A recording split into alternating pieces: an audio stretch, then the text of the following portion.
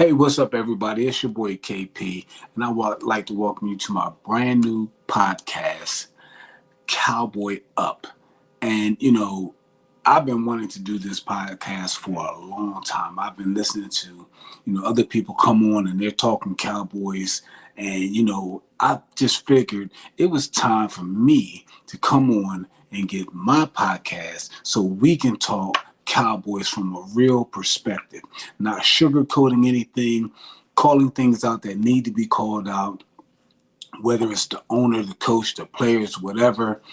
I want you to know that this is going to be real conversation.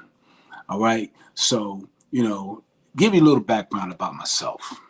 I've been a Dallas Cowboys fan all my life. So I think that kind of gives me a little freedom, a little leeway to freely be able to talk about America's team, my team, the Dallas Cowboys. I am born and raised in the city of Philadelphia. Yes, that's right. You heard it. Born and raised in Philadelphia. But I got introduced to the Cowboys at a very young age. Thanksgiving time, my uncles would sit around the television, watch the football game. They would cheer for the Dallas Cowboys. So from the age of about 7, 8, I started wanting to be with the guys sitting around watching football.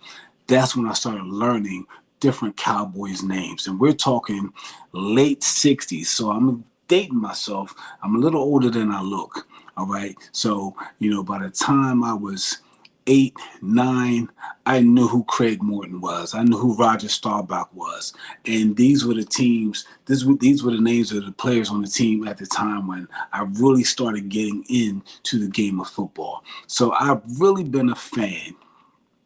I would say 70, 71 is when I really became a Dallas Cowboys fan. That was the transition period between Craig Morton and Roger Staubach. Staubach had just got back from the Navy. Tom Landry was one of the first coaches to alternate quarterbacks in the game.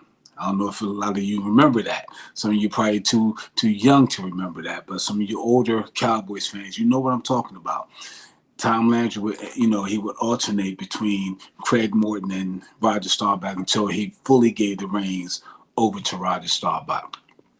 So yes, I believe that because of my history with the Cowboys, it kind of gives me some freedom to talk about this team. All right. And like I said, I'm going to be real. If somebody needs to be called out, this is the podcast where we calling people out. And so starting this podcast off, I want to work my way down from the top. So if you're talking about the top, then who are we talking about? We're talking about the Cowboys owner, general manager, Jerry Jones. One of the things that struck me after the Washington game last season, because I had been waiting for an interviewer to have the guts to ask him, when are you finally going to hire a GM? And I don't know the young lady's name after the Washington game, but one of the reporters finally asked him, the direction that the team has been since you've been the general manager, would you consider hiring a general manager? And this was his response. I bought this team for me. And I should have downloaded that clip so I could show you, because once he said that, I knew there was no hope of us ever having a GM that actually knows football. And I don't say that Jerry Jones in his tenure as the owner general manager that he's done a bad job. It's just his handling of situations has been poor. Waiting to the last minute to sign your key players. Why doesn't Michael Parsons have a contract yet? Today, we're actually going into June 11th. I'm on Pacific time right now, but I'll be heading back to the East Coast soon. But I'm on Pacific Coast time right now. So right now it is 10:10 p.m. on June 10th. Michael Parsons doesn't even have a contract yet. He tweeted that he's just waiting for Jerry to contact his people. And Jerry has not done that yet. He has a history of waiting to the last minute to sign his players. He did it with Dak. He did it with CD. Now he's doing it with Micah. And my question is, and you can answer in the comment section, what does that say to the player? What message are you sending to your star player? One who's is getting all of the accolades, who's made the Pro Bowl, who's been up for Defensive Player of the Year. Like, what message are you sending, and why are you waiting? And I look at people like the Eagles. Now, I will be honest, born and raised in Philadelphia, there are only two teams that I root for: my Dallas Cowboys and any other team that plays the Eagles. That's who I root for. I am not an Eagles fan. I have never been, never will be an Eagles fan. But I respect their organization. So when you hear me do these podcasts, you're hearing a Dallas Cowboys fan, but I'm also a football fan. So I don't, just say, oh, we're going to be great. Even now with the way the regime is going with the hiring of Brian Schottenheimer, we'll talk about him on our next broadcast. My hope has started to rise a little bit. And I'm going to get into that when we get into our next podcast, talking about the history of the Dallas Cowboys coaches and where we sit right now with Schottenheimer. But, my hope is starting to elevate just a little bit, because I know the organization. And that's why I wanted to start this first podcast off with talking about Jerry Jones. And feel free to comment down in the section below. Feel free to subscribe, like, share this broadcast. All right. I want to play a clip from 1989 when Jerry Jones bought this team. He bought this team in February of 1989 for $140 million. All right. But this was the press conference that he said after he bought the Dallas Cowboys. Listen to this. I just want to say this. There is no substitute for winning. I know that's a cliche, but we must win. We will win. Win is the name of the game. Okay. We must win. We will win. Winning is the name of the game. So, Jerry, my question to you, when did you lose that? And I know, like a lot of you who have followed the team from his firing of Tom Landry to the hiring of Jimmy Johnson to the firing of Jimmy Johnson, we know when that changed. Jerry Jones is a man who wants to be in the spotlight. He wants to be the one to say, I led this team to a Super Bowl. I built the team that won the championship. That's what he wants to say. He's been wanting to say that for the last 30 plus years. Well, almost 30 years. Since 96. So yeah, next year will be 30 years, Jerry. You've been wanting the spotlight, but you keep falling short year after year. Why? Because you won't, really hire people who had the football knowledge to get us where we need to be. Now, let me say this. We, over the years, have had great teams, talented teams, where we've fallen short, in my opinion. Now, you can comment down below if you want. In my opinion, where we have fallen short is in coaching. Why? Because Jerry Jones, who wants the spotlight after firing Jimmy Johnson, only wanted people that he could control. If you disagree, let me know. But, look at the hiring since Jimmy Johnson. We've had Chan Gailey. We've had Wade Phillips. We had Bill Parcells. We've had Jason Garrett. We've had Mike McCarthy. And now Brian Schottenheimer.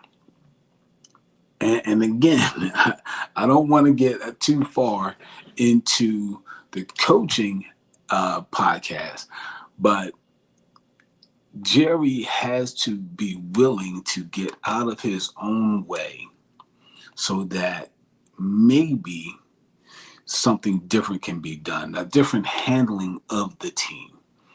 And, he's 82 years old right now.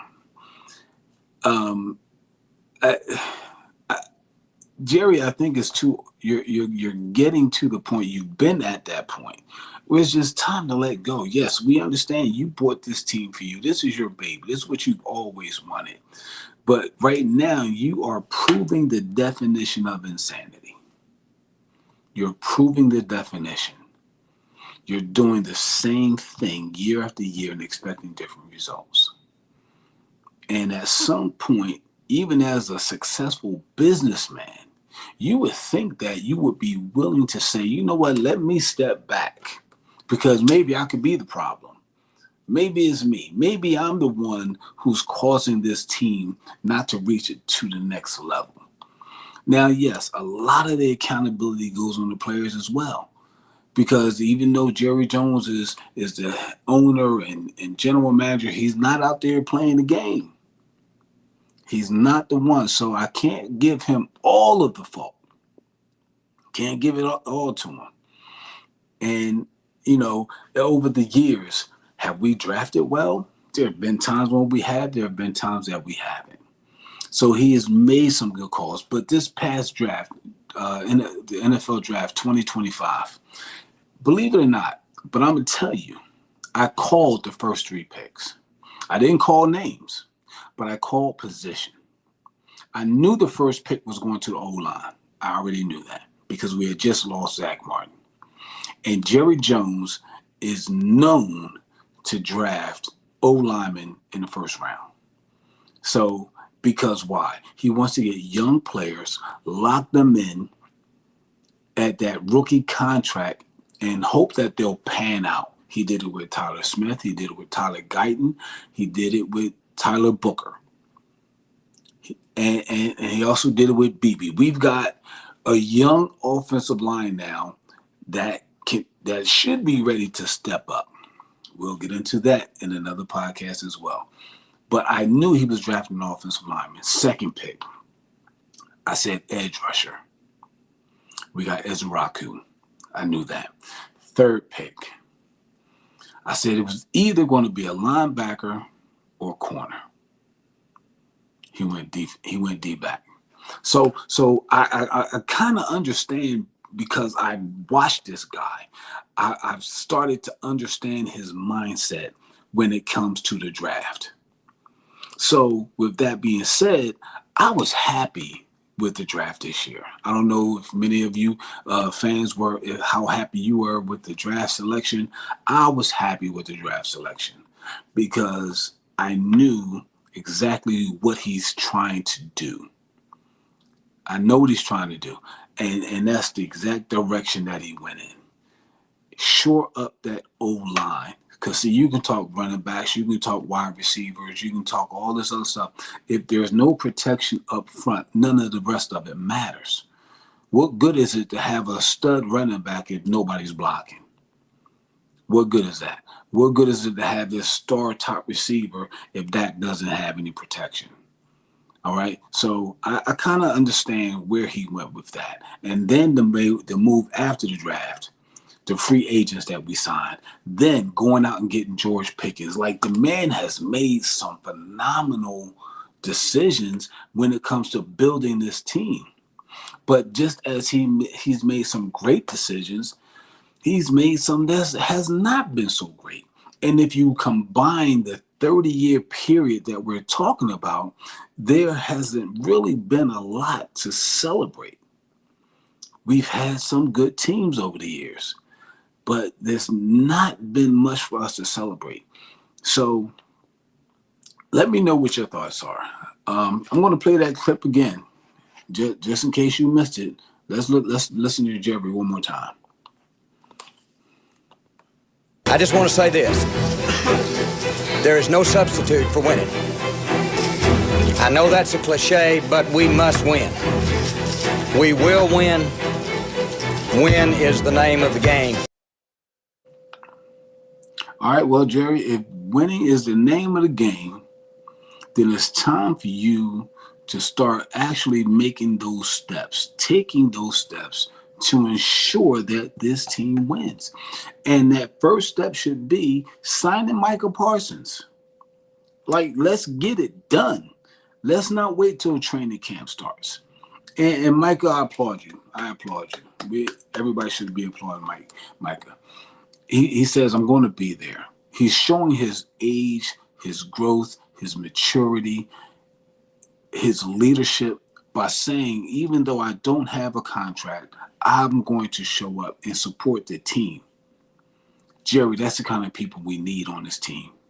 And we need them not thinking about contracts come football time. We need them thinking about football. Football. That's it. Not contracts, not should I hold out, should I show up.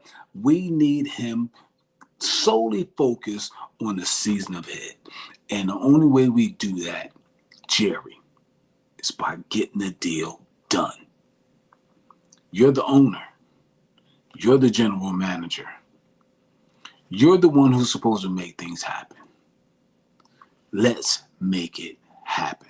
All right? Hey, thank you for watching. This is Cowboy Up. This is a new podcast, Talking Cowboys. And I'm telling you, it's going to get better. I've already got some guests lined up that's going to be here. If you want to be a guest, shoot me some information in the chat down below, and we'll make sure that you get on here too. So let's talk Cowboys. Let's be real. These are real conversations, and I don't mind having that discussion. We're not going to argue. We're not going to fight. We're going to respect each other's opinions, whether we agree, disagree, or agree to disagree. But I will respect your opinion, and I need you to respect mine. All right? That's it for this episode of Cowboy Up. I'm your host, KP. We'll see you next time.